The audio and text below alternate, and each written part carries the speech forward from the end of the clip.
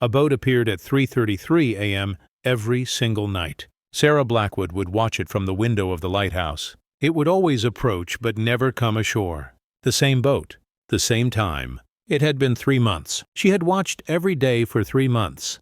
And every day she wondered. Every night she watched, she knew something was terrifyingly wrong. She stood alone in the lighthouse on the rocky coast of Maine. No neighbors, no town nearby. Just Sarah, the beam of the lighthouse, and an ocean of endless darkness. She had taken the job 6 months ago, after the funeral, after the questions stopped, after everyone finally left her alone. Here there was no one to ask her how she was. No one should give her those pitying looks. No one mentioned his name to her, Michael, her husband. He was lost at sea 2 years ago. They never found his body. Sarah pressed her forehead against the cold glass. The lighthouse beam swept across the water, once, twice, 3 times. And there it was. The boat. Small, wooden, old-fashioned. It looked like something from 100 years ago. It appeared in the same spot every night. 3 miles out. It was barely visible through the fog. It would approach. Slowly, so slowly Sarah could barely tell it was moving. But it never reached the shore. At exactly 4:17 a.m., it would fade back into the fog. Vanish. As if it had never been there at all. Have you ever seen something you just couldn't explain? Something that made your skin crawl, but you couldn't look away from it? That's what Sarah felt now, every night. This sensation persisted for 3 months. She kept a log. She documented every appearance.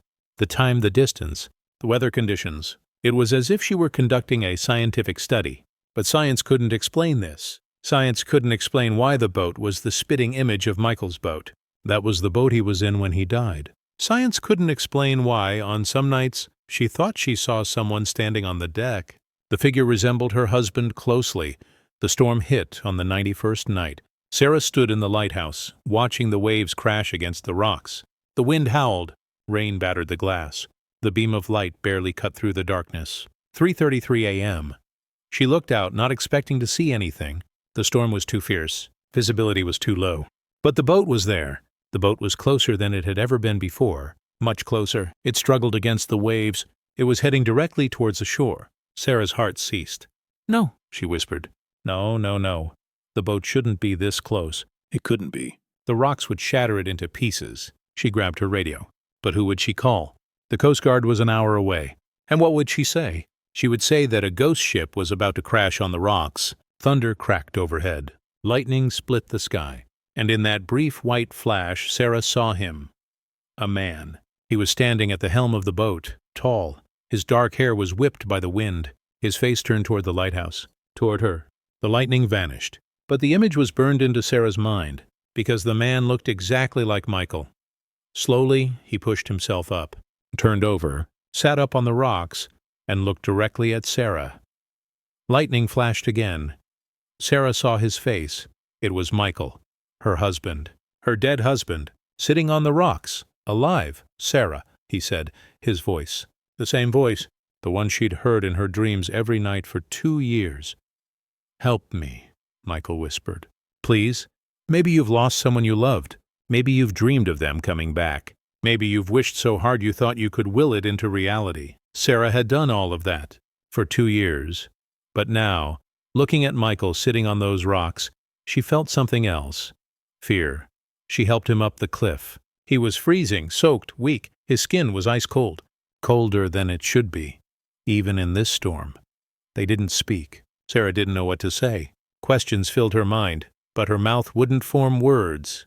Inside the lighthouse keeper's house, she wrapped him in blankets, started a fire, made tea with shaking hands. Michael sat by the fireplace, staring at the flames. The light played across his face. He looked the same, exactly the same. He hadn't aged a day. That was wrong. That was very wrong. "Michael," Sarah finally said, "what happened to you?" He didn't look at her. "You wouldn't believe me. Try me. You've been dead for 2 years. You just crashed a ghost boat on my shore. I'll believe anything right now." Michael's jaw tightened. "I wasn't dead. I was trapped." "Trapped where?" "On the water." He looked at her then. His eyes were different, darker, like the ocean at midnight. "I've been sailing that boat for 2 years. Every night, trying to reach shore. Trying to reach you." Sarah's hands trembled around her teacup. "Why couldn't you?" "Because I can't." His voice broke. I can't come onto land unless I'm invited." The words hung in the air. Sarah's mind raced. Can't come onto land without invitation. Cold skin hasn't aged. Sailing at night. No. No, that was impossible. "What are you?" she whispered. Michael closed his eyes. "Something I never wanted to be." He told her the story. The night he'd disappeared. The storm. The boat capsizing. The water was pulling him down, and then something else pulling him up. A woman. Beautiful. Pale. With eyes that glowed in the dark water. "She saved me," Michael said. "Or I thought she did. She brought me to her ship. An old ship, ancient, full of others like her." "Like her how?" Michael looked at the fire. "Vampires, Sarah. She was a vampire. They all were. A crew that's been sailing the Atlantic for 300 years. Sarah wanted to laugh. Wanted to say that was insane. But she'd seen the boat appear every night for 3 months. She'd watched it sail in impossible fog. She'd seen Michael crash through rocks that should have killed him, and his skin was still ice cold. "Even sitting by the fire, she turned to me," Michael continued. "That first night, I didn't understand what was happening. By the time I realized it was too late. I was one of them. Why?" Sarah's voice cracked. "Why would she do that?" "They needed another sailor. Someone young, strong, someone who knew these waters." Michael's hands clenched. "I've been part of that crew for 2 years. Trapped on that ship. We sail at night. Hide during the day. Hunt when we make port." Hunt. The word made Sarah's stomach turn. This is the moment when everything you thought you knew shatters. When the person you loved becomes something you don't recognize. "Have you killed people?" Sarah asked. Michael didn't answer. That was answer enough. Sarah stood up. Walked to the window. The storm was dying down. Dawn was still hours away. "Why did you come back?" she asked. "Why crash the boat?" "Because I couldn't stand it anymore." Michael's voice was raw. "Every night we'd sail past this lighthouse. Past you, I'd see you in the window, watching. I'd try to wave, try to signal, but the captain wouldn't let us get close to shore." "So you stole the boat?" "I waited until the crew was feeding, took one of the small boats, and sailed for you." He stood up. "The storm helped, made it harder for them to follow. I crashed on purpose. Knew you'd come down. Knew you'd find me. But you can't stay on land, not without an invitation." Michael moved toward her. "Sarah, I know this is insane. I know I'm asking the impossible. But I need you to invite me. Let me stay. Let me be with you again." Sarah's heart ached. She wanted to say yes, wanted to hold him and never let go. But something held her back. "What happens if I invite you in?"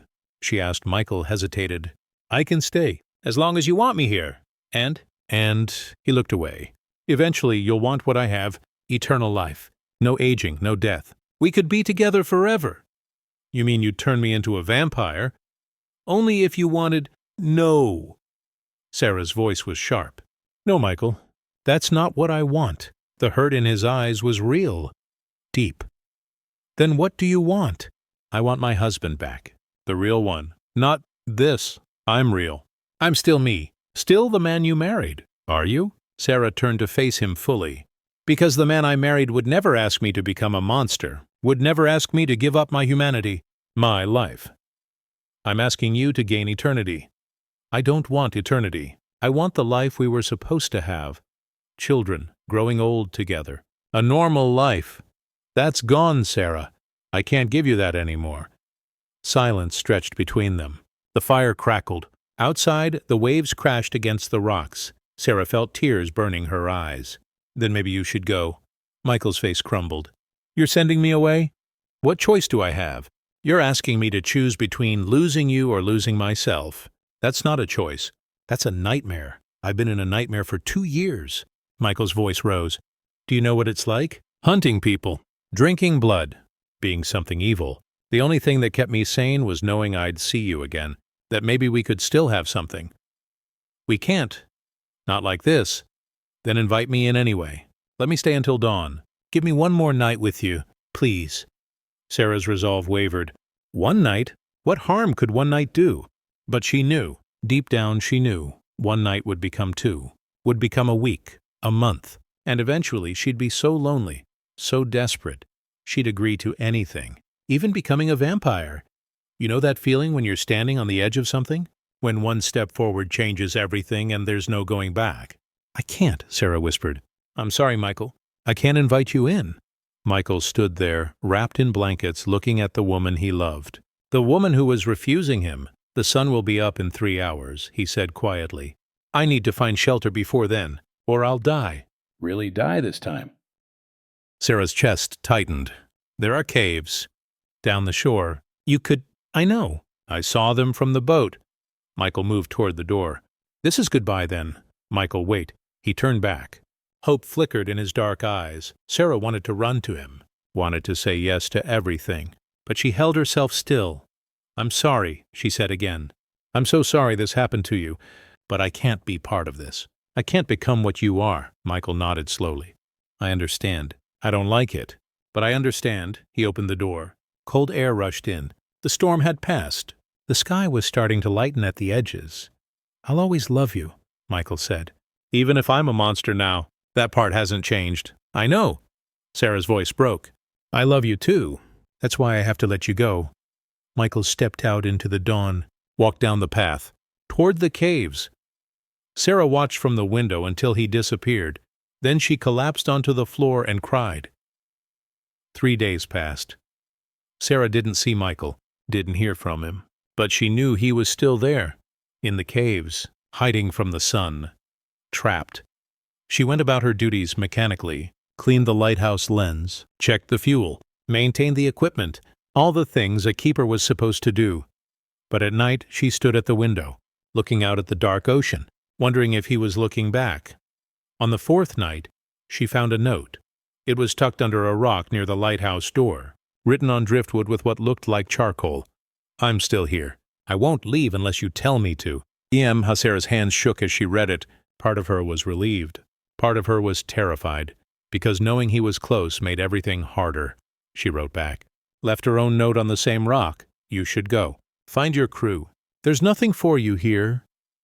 The next morning his response appeared. My crew left without me.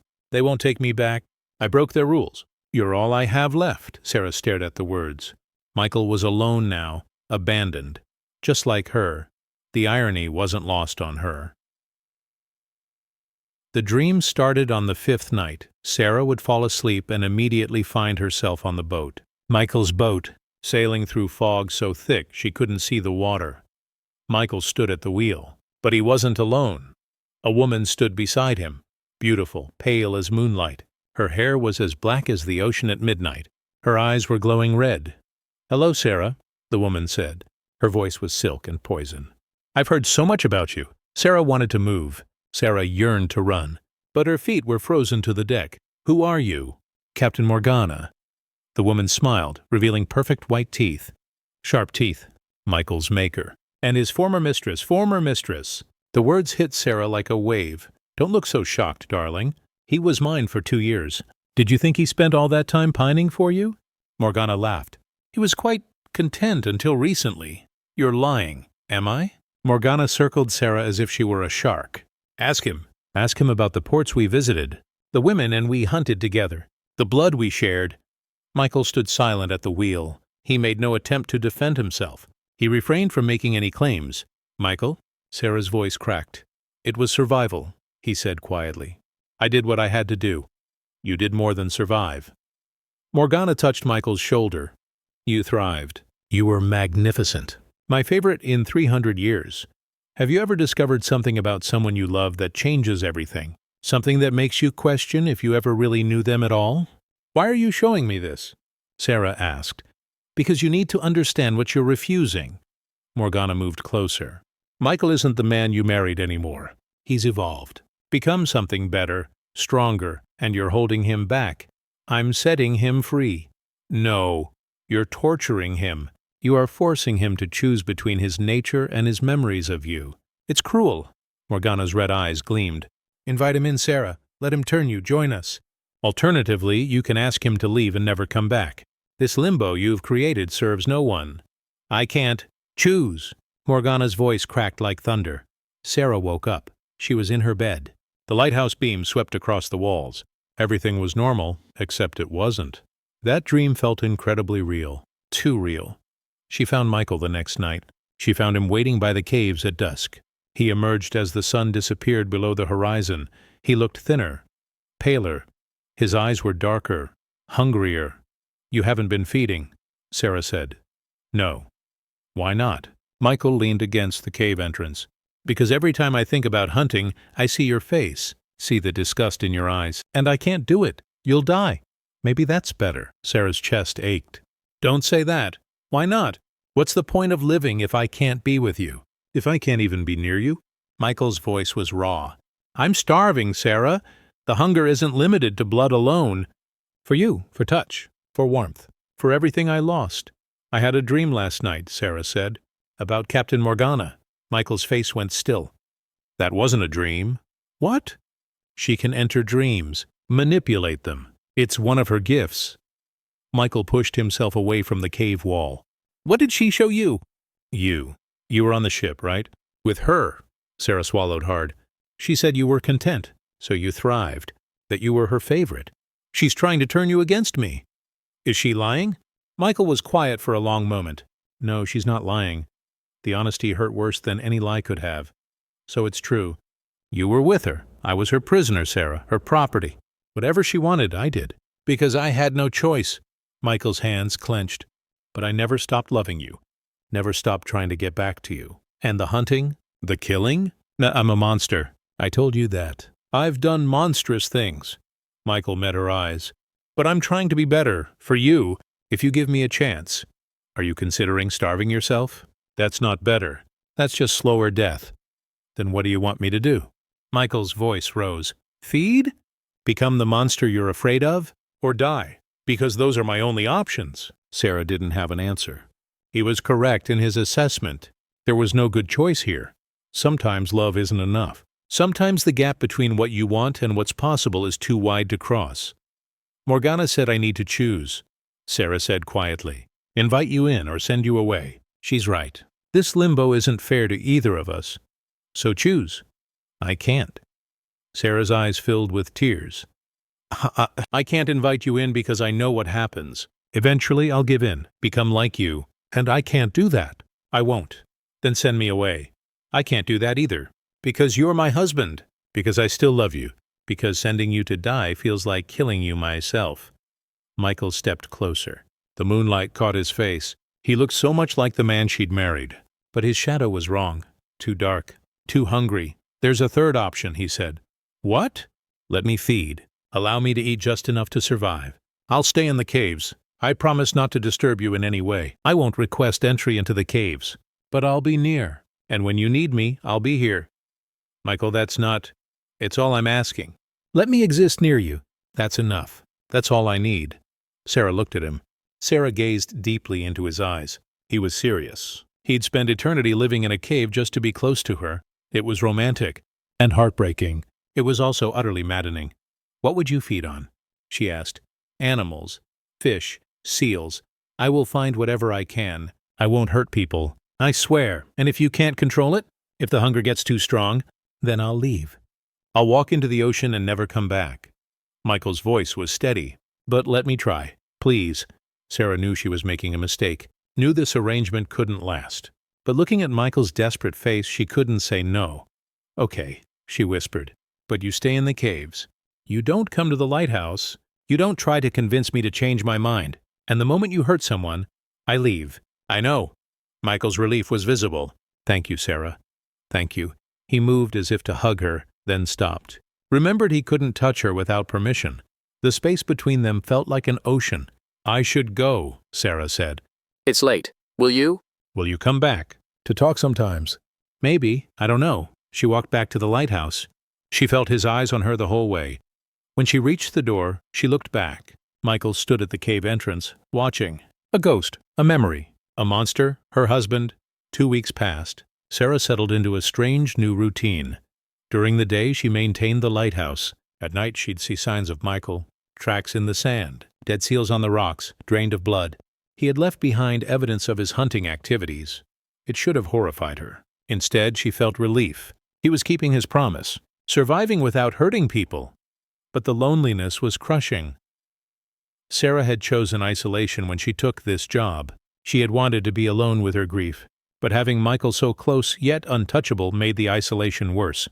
She caught herself constantly looking out at the caves, wondering what he was doing, If he was okay. if he was as miserable as she was. On the 15th night, she broke. Sarah walked down to the caves just after sunset. Michael emerged immediately, as if he'd been waiting. "Sarah, is something wrong?" "I'm lonely," she said. "I'm so lonely I can't stand it anymore." Michael's expression softened. "Me too. Can we just talk? Sit together? Not touching, just being near each other?" "Yes, of course." They sat on the rocks near the cave entrance, close enough to see each other clearly in the moonlight, far enough to respect the boundaries, and they talked. About everything. About nothing. They were discussing the life they had planned. The house they'd wanted to buy. The children they'd wanted to have. "The future has drowned in the Atlantic. I dreamed of being a father," Michael said. "Teaching our kids to sail. Watching them grow up." "I dreamed of growing old with you," Sarah replied. "Gray hair and wrinkles and grandchildren. None of that's possible now." "I know." They sat in comfortable silence. The waves crashed. The lighthouse beam swept across the water. For a moment it almost felt normal. Then Sarah made a mistake. She reached out. She extended her hand just slightly. Her hand moved toward Michael's without thinking. He pulled back like she'd burned him. "Don't," he said. "Please don't, because if you touch me I won't be able to stop myself." Sarah's hand dropped. Sorry, I wasn't thinking. It's okay. "I understand. I want to touch you too. So badly it hurts." The tension between them was unbearable. Sarah could feel it. Electric. Dangerous. One wrong move and everything would collapse. You know that feeling when you're standing on the edge of something? When one step forward changes everything and there's no going back? "I should go," Sarah said. "Yeah, probably." But neither of them moved. "Sarah," Michael said quietly, "if things were different, had I remained human, would you have forgiven me? Would you have forgiven me?" "For what?" "For dying. For leaving you alone. For getting on that boat in a storm when I should have stayed home." Sarah's throat tightened. "There's nothing to forgive. It was an accident. But you blame me anyway. I can see it in your eyes. I blame the ocean. I blame the storm. I blame that vampire who turned you." Sarah's voice cracked. "I don't blame you. You should. I was reckless, stupid. I thought I was invincible. And I left you alone because of it." "Stop. It's true. I said stop." Sarah stood up. "You want me to blame you? Fine, I blame you. I blame you for dying. I blame you for returning to me in an incorrect manner. For making me choose between loving you and saving myself. Happy now?" Michael looked up at her, pain written across his face. "No, I'm not content. I haven't been happy in 2 years." Sarah's anger drained away. "Neither have I." They stared at each other. The two individuals were shattered. They were faced with two impossible choices. There were no satisfactory solutions. "I'm going back to the lighthouse," Sarah said. "Don't follow me." She walked away. She didn't turn around. If she looked back, she'd run to him. And she couldn't let herself do that. That night, the dreams came again. But this time, it wasn't Morgana. It was Michael. He appeared in Sarah's bedroom, solid, real. His presence was so tangible that she could detect his scent. The scent was a blend of sea salt and wood smoke. "This is a dream," Sarah said. "Yes." Michael moved closer. "But it's the only place I can touch you." He reached out. His hand cupped her face. His hand felt warm in the dream. The dream felt vibrant and alive. Sarah leaned into his touch. "This isn't fair, I know, but I needed to feel you. Just once." Michael's thumb brushed her cheek. "I'm sorry, Sarah, for everything. Don't apologize, just hold me. Even if it's only a dream." He pulled her close. And for the first time in 2 years, Sarah felt safe. Whole. Home. Even though it was a lie. She would wake up alone. "I love you," Michael whispered. "I love you too," Sarah replied. "God help me, I still love you." The dream faded. Morning came. Sarah woke up alone in her bed. Her pillow was wet with tears. The dreams became a ritual. Every night, Michael would appear. They'd talk, touch, hold each other. In dreams he was warm, alive, human. Sarah started going to bed earlier. Started looking forward to sleep more than waking. This was because dreams were the only place where they could be together. But reality always came back. 3 weeks after the shipwreck, something changed. Sarah woke at 3:33 a.m. Not unusual. But this time, something felt wrong. She went to the window. The ocean was calm. The skies clear. But on the horizon she saw lights. A ship. Large. Old-fashioned. The vessel boasted 3 masts and black sails. Getting closer. Sarah's blood ran cold. She knew that ship. She had seen it in Michael's memories. Morgana had seen the ship in her dreams. The vampire ship had come back. She ran down to the caves. Michael was already awake, standing at the entrance, staring at the approaching vessel. "They found me," he said. "What do they want? Me or you? Maybe both." Michael turned to her. "Morgana dislikes leaving things unfinished. I escaped, stole a boat, broke their rules. She'll want punishment. What kind of punishment? Death for me, and probably for you since you helped me." Sarah's mind raced. "I didn't help you. I didn't even invite you in. Doesn't matter. You let me stay, gave me shelter. In their eyes, that's enough." Michael grabbed her shoulders, then immediately let go, remembering. "You need to leave. Now, get in your car and drive as far as you can. I'm not leaving you." "Sarah, I said I'm not leaving." Her voice echoed off the rocks. "We'll figure this out. Together." Michael looked at her. He gazed deeply into her eyes. "You'd risk your life for me, even knowing what I am?" "Yes." That one word hung between them. Heavy, true, terrifying. Have you ever made a choice that you knew was unwise but felt compelled to make anyway? Have you ever experienced a moment when your heart completely overrules your head? "Then we need a plan," Michael said. The ship anchored offshore at dawn, far enough that Sarah couldn't see details, but close enough to be a threat. They waited. Michael stayed in the cave. Sarah stayed in the lighthouse, both watching. They were both ready for the next event. Nothing happened all day. The ship just sat there, waiting. But as soon as the sun set, a small boat launched from the ship. 3 figures, rowing toward shore. Sarah met them at the rocks. Michael stayed hidden in the cave, watching. The first vampire to step onto land was Morgana. She looked exactly like in the dreams. Beautiful, deadly, ancient. Behind her came 2 others. A man, tall and scarred. A woman, young-looking but with eyes centuries old. "Sarah Blackwood," Morgana said, her voice like silk over steel. "We finally meet in person. What do you want?" "What do you think? My property, my sailor, my Michael," Morgana smiled. "He's been very naughty. He needs to be reminded of his place. He's not going back to you." "That's not your decision, darling. Unless—" Morgana tilted her head. "Has he convinced you? Has he charmed his way into your home? Are you sheltering him?" Sarah kept her face neutral. "I refused him. He's living in the caves, surviving on his own." "How noble." Morgana didn't believe her. Sarah could see it in those red eyes. "Then you won't mind if we search your lighthouse?" "I do mind. This is my property. You're trespassing. We're vampires, dear. We don't follow human rules." Morgana started walking toward the lighthouse. Sarah moved to block her. "You can't. I haven't invited you." Morgana stopped, smiled wider. "Clever girl. You know our rules.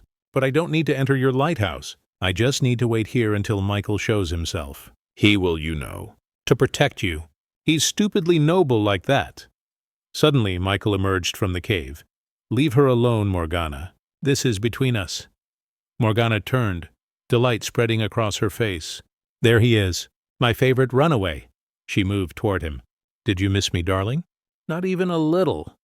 "Liar, we had such wonderful times together. The hunts, the feeds, the long nights at sea." Morgana circled him like a predator. "And you threw it all away for—" "What? A human who won't even invite you into her home?" "For freedom, for choice, for love, love." Morgana spat the word like poison. "Love is for humans. We're beyond that. We're gods among insects. You're parasites," Michael said. Michael said, "You're killing to survive. That's not godhood.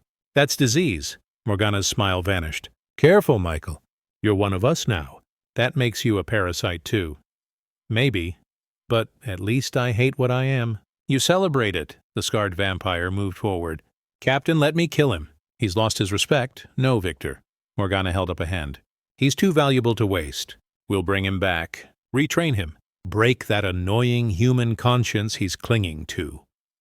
"I'm not going back," Michael said. "You don't have a choice." Morgana nodded to her crew. "Take him!" Victor and the other vampire lunged. Michael fought back, but 2 against 1, both older and stronger, he didn't stand a chance.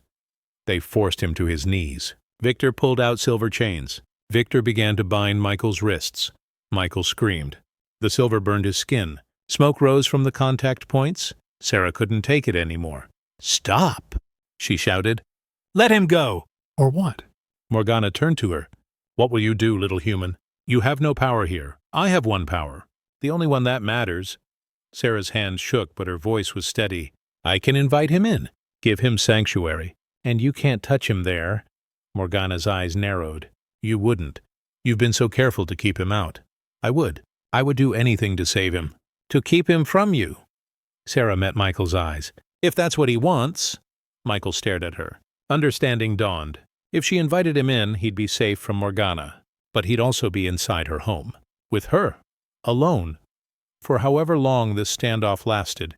And they both knew what would eventually happen. Occasionally, the only way to save someone is to risk losing yourself. "Sarah." "No," Michael said. "You can't. You know what it means." "I know, but I'd rather risk that than watch them take you." "How touching," Morgana said. "But there's a problem with your plan. The moment you invite him in, he stops being my property. He becomes yours. And trust me, darling, that's not a burden you want. Why not? Because turning you will be his first priority. His nature will demand it. And you'll be trapped in that lighthouse with a starving vampire who wants nothing more than to make you like him. The invitation won't save you. It'll doom you." Sarah looked at Michael. "Is that true?" I don't know." Michael's honesty was brutal. "Morgana's right about vampire nature. Being close to you, inside your home, smelling your blood every day. I don't know if I could resist, but you'd try. I'd try. But trying might not be enough." Morgana laughed.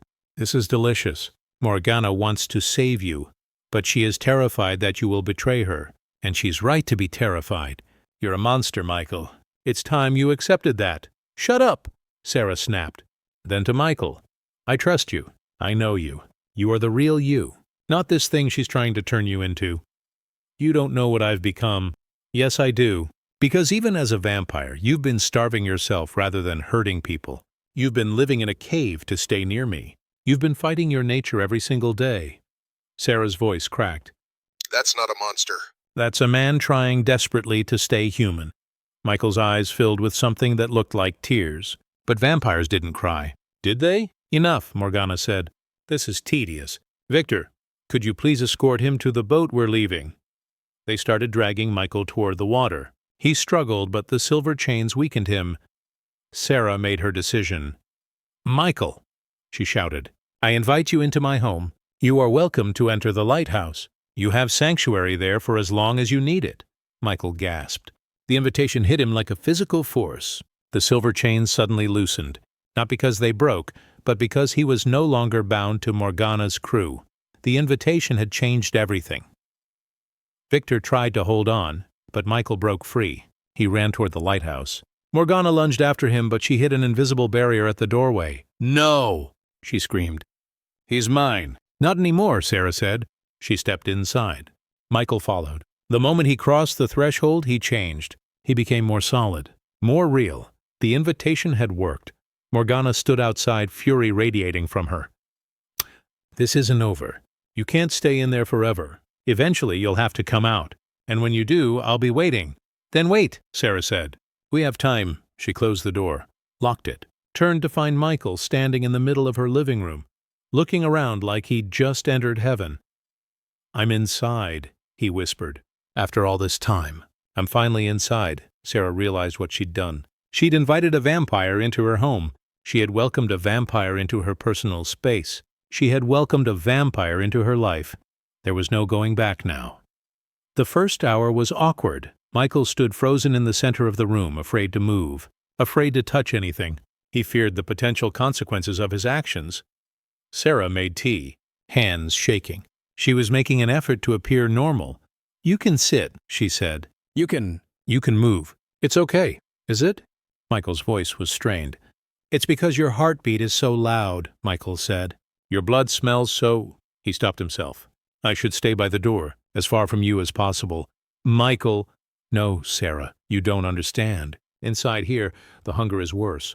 The hunger is intensified significantly. Everything about you is amplified. Your scent. Your warmth. Your life. His hands clenched. Morgana was right. This was a mistake. Then go back outside. I'll uninvite you. You can't uninvite a vampire. Once the invitation is given, it's permanent. I could leave voluntarily, but the sanctuary remains. Michael looked at her. We're stuck together now. Until Morgana gives up or I lose control. You won't lose control. You don't know that. Yes, I do. Sarah set down her tea. Because you've been resisting for weeks. Because you love me more than you hunger. Because you're stronger than this curse. Michael laughed bitterly. I wish I had your faith. Let me have enough for both of us. They sat in silence. The lighthouse beam swept. Outside, Sarah could hear Morgana's crew setting up camp on the rocks. They weren't leaving. This was a siege. Night fell. Sarah tried to sleep but couldn't. Michael paced the house like a caged animal. You need to feed, Sarah said. You haven't hunted in days. You're too weak. I can't leave. Morgana's waiting. Then feed here. Michael stopped. What? I have blood. I have blood in my veins. You could take a little. Just enough to survive. No. His response was immediate. Violent. Absolutely not. Why? You've fed on people before. Not people I love. I never feed on people I love. That's the line I won't cross. Even if it means you die? Especially if it means I die. Sarah stood up. She made her way closer to him. What if I want you to? Don't. Michael backed away. Don't say things like that. Don't offer yourself, because I might take you up on it, and I'll hate myself forever. Would it be so bad? A small bite, a little blood. It wouldn't turn me. It would just keep you alive. You know that feeling when temptation is right in front of you? When the thing you want most is being offered freely? Is it difficult to say no? Sarah, stop. Please stop. Michael pressed himself against the wall. I'm barely holding on. If you keep pushing, I'll break. Maybe that's what needs to happen. You don't mean that? Don't I? Sarah stepped closer. We're trapped here together. You're starving. I'm offering.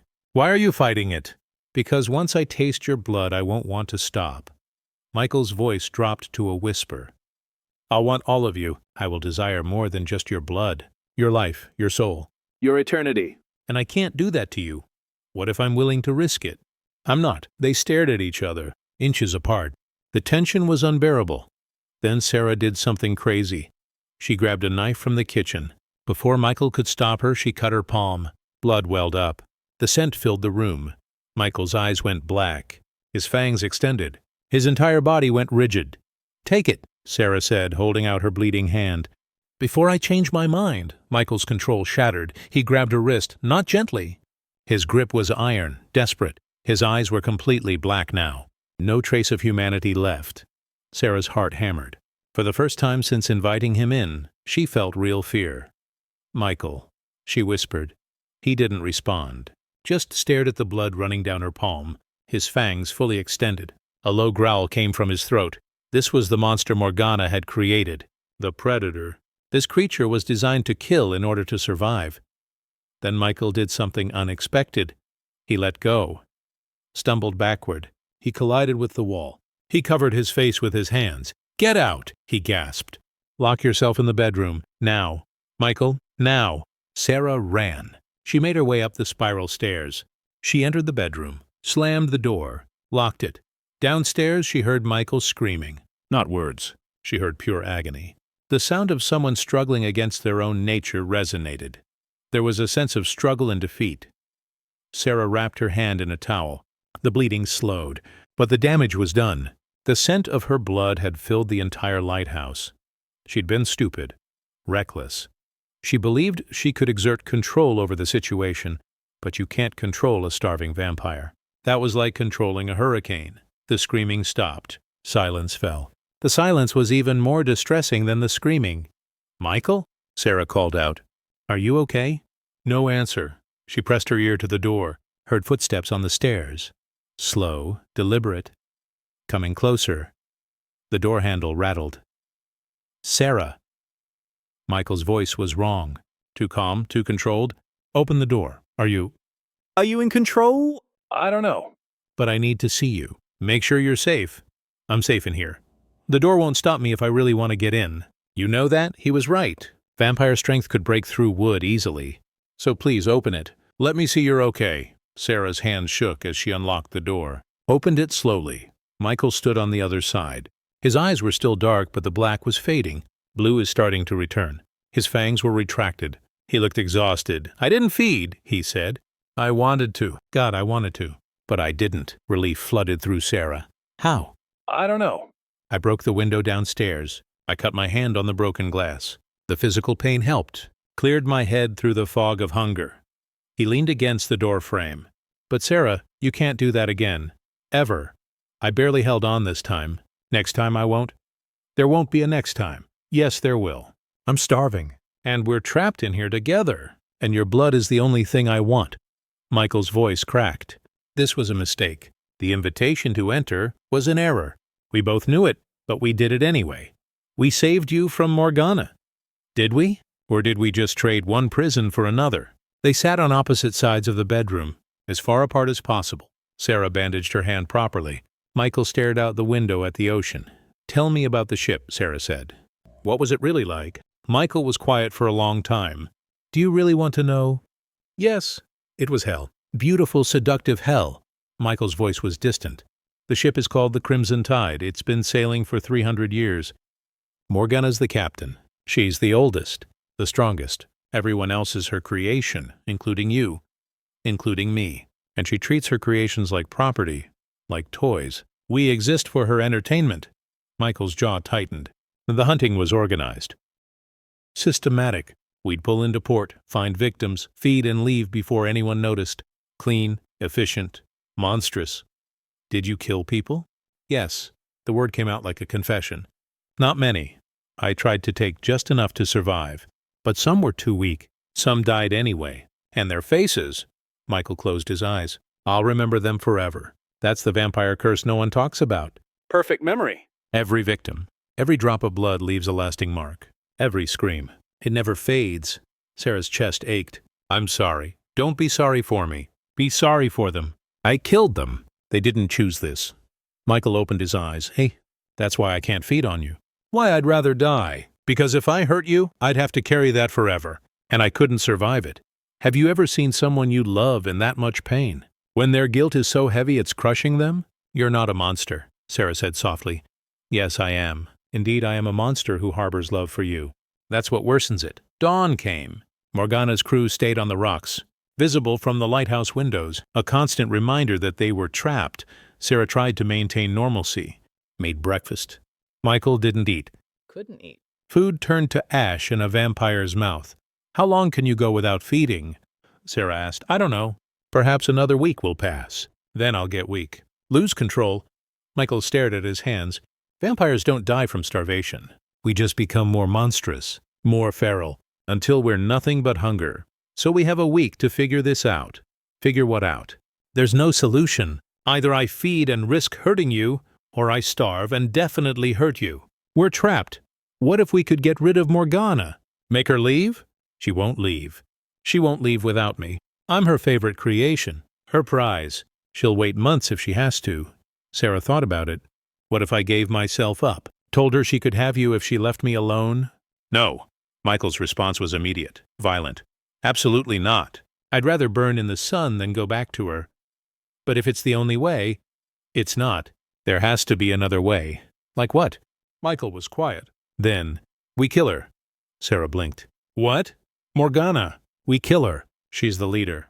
The others follow her out of fear, not loyalty. If she's dead, they might leave, or at least negotiate.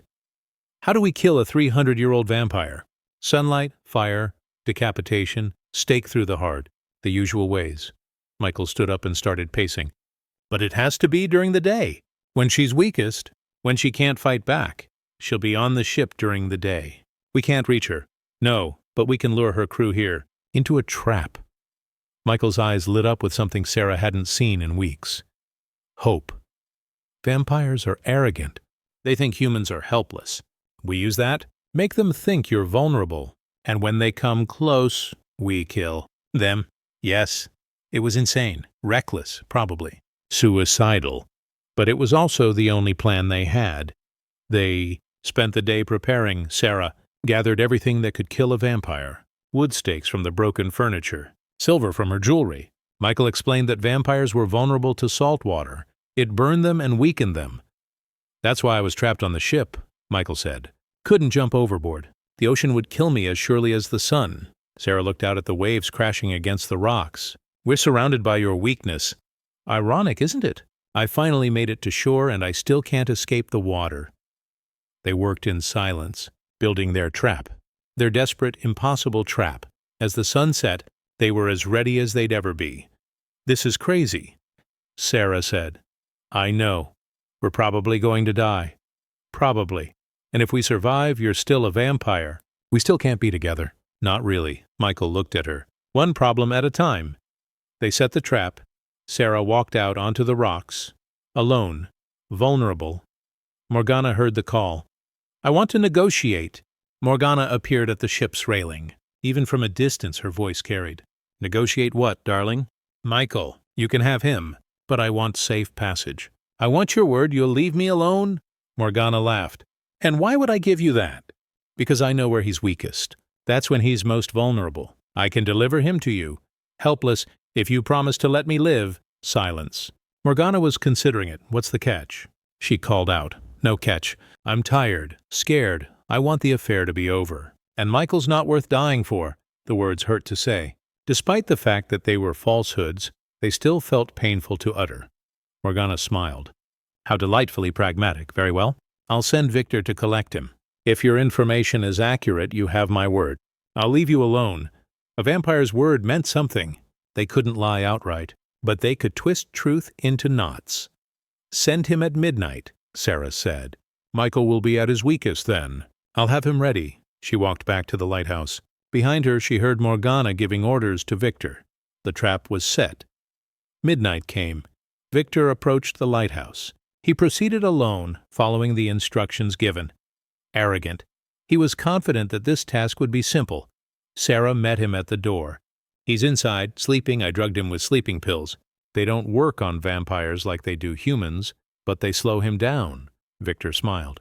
Clever girl. Lead the way. She led him inside, up the stairs. She guided him up the stairs and into the bedroom, where Michael was waiting. The moment Victor entered the room, Michael attacked. Not with strength. He was too weak for that. But with surprise. He drove a wooden stake toward Victor's chest. Victor dodged. Grabbed Michael. Threw him against the wall. Fool, Victor snarled. Did you really think this would work? Not alone, Michael gasped. Sarah peered behind Victor with a bucket. Threw it, salt water. It hit Victor square in the face. He screamed. His skin sizzled. Smoke rose from the contact points. Michael didn't waste the opening. He grabbed another stake, drove it home. Victor exploded into ash. They stood in the bedroom breathing hard. The ash had covered them completely. They were engrossed in contemplating their actions. We killed him, Sarah whispered. Yes. Michael looked at his hands. And Morgana knows. She felt it. The moment one of her creations dies, she knows. As if summoning her, Morgana's scream echoed across the water. Raw, furious, inhuman. She's coming, Michael said. She won't wait for dawn. She'll attack now. All of them. How many? 3 left, including Morgana, and they're all stronger than Victor. Sarah grabbed more stakes. She drank more salt water.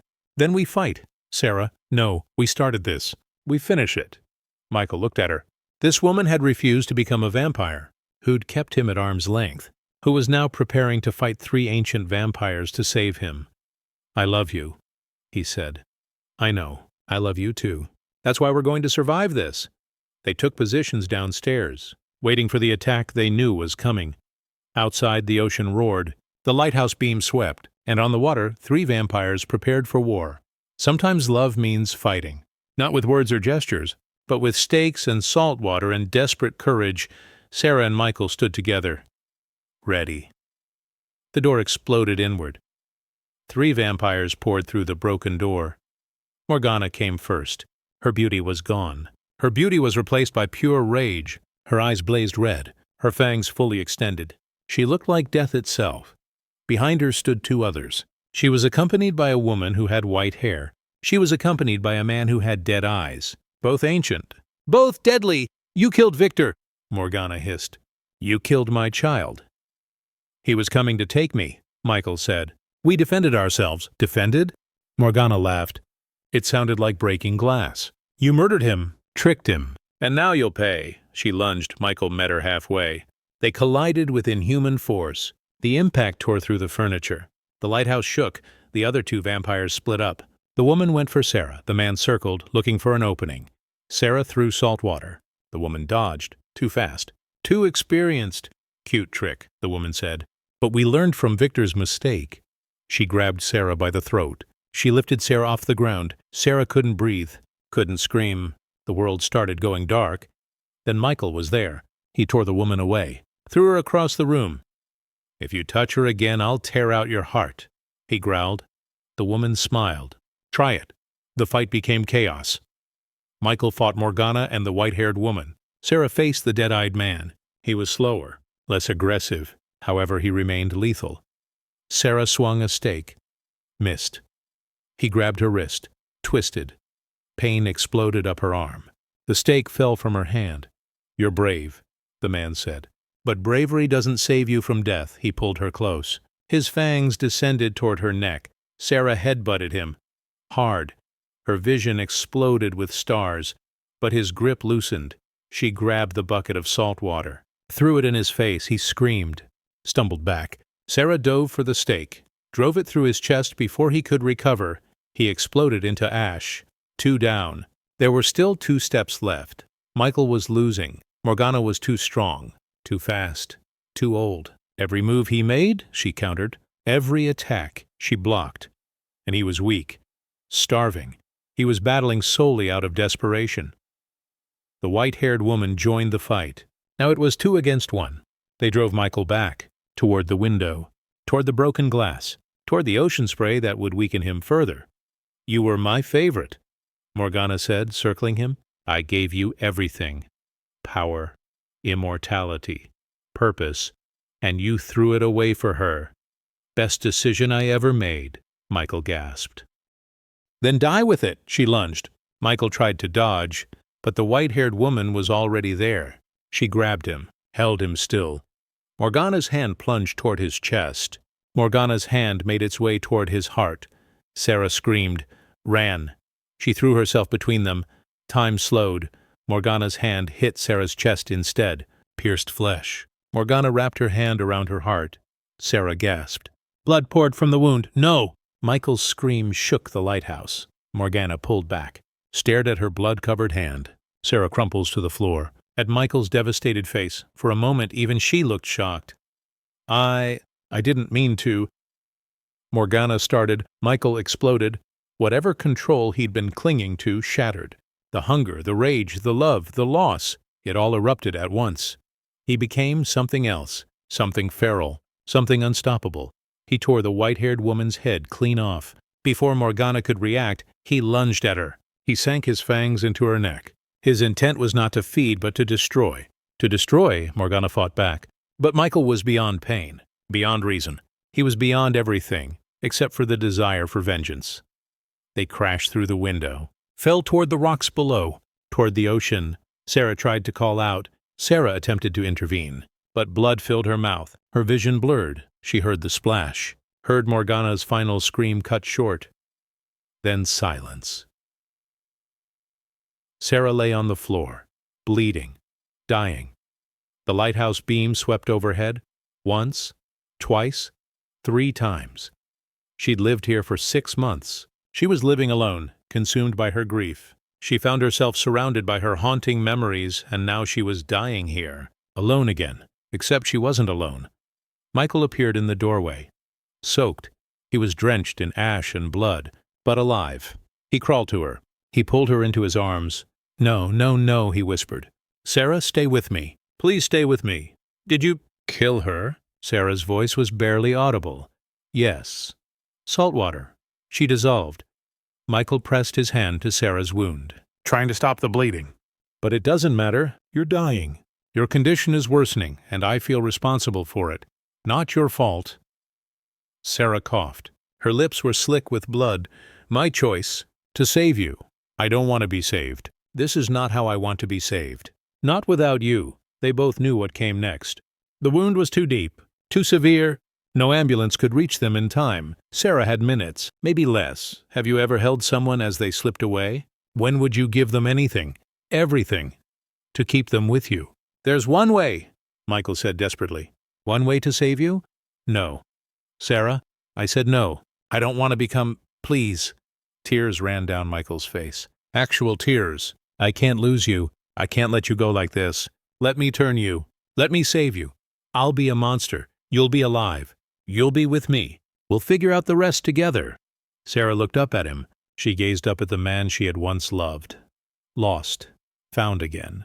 The man who'd fought his nature for her. He was willing to go to great lengths for her. Who was begging her to let him save her. Will it hurt? She whispered. Yes, but less than dying. Will I still be me? I don't know. But we'll find out together. Sarah thought about it. About eternity. The thoughts revolved around blood, hunting, and the unavoidable pain of seeing the sun. The story revolves around spending time with Michael, forever. Sometimes the choice isn't between good and bad. Occasionally it's between two impossible things, and you just have to choose. Okay, Sarah breathed. Do it. Michael's fangs sank into her neck. The pain was immediate, searing. It felt as intense as fire coursing through her veins. But beneath the pain was something else. A connection. Emerging. Michael's venom combines with her blood. Her DNA is being rewritten, killing her, birthing her. Sarah's heartbeat slowed. Once, twice, stopped. She died. She awoke. The world was different. Colors were sharper. Sounds were louder. Sarah could hear the ocean from miles away, could smell the salt in the air, could feel every molecule of breeze on her skin. And she was hungry. So hungry. Michael pulled back. His mouth was stained with her blood. Sarah? She looked at him, saw him clearly for the first time, saw the centuries of pain in his eyes. The weight of his crimes, the depth of his love was evident. I'm still me, she whispered. But more. Different. How do you feel? Hungry, powerful, terrified, alive. Sarah laughed. Maybe I'm not alive. Whatever the case is. Michael helped her sit up. The wound in her chest was already healing. Vampire healing fast, efficient, unnatural. What now? Sarah asked. Michael looked out at the ocean. At the wreckage of Morgana's ship, it is slowly sinking. The bodies turn to ashes. Now we figure out how to live with what we are, he said.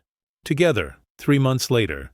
The lighthouse still stood on the rocky Maine coast, but Sarah Blackwood no longer kept the light alone. Michael stayed with her. She was taught to control her hunger, to feed on animals instead of people, to balance vampire nature with the human heart. It wasn't easy. Some nights Sarah wanted to hunt, to chase, to kill. The urges were strong, overwhelming, but Michael was always there. He constantly reminded her of who she truly was. She was reminded of the choices she had made. They fed together. They hunted seals and caught fish together.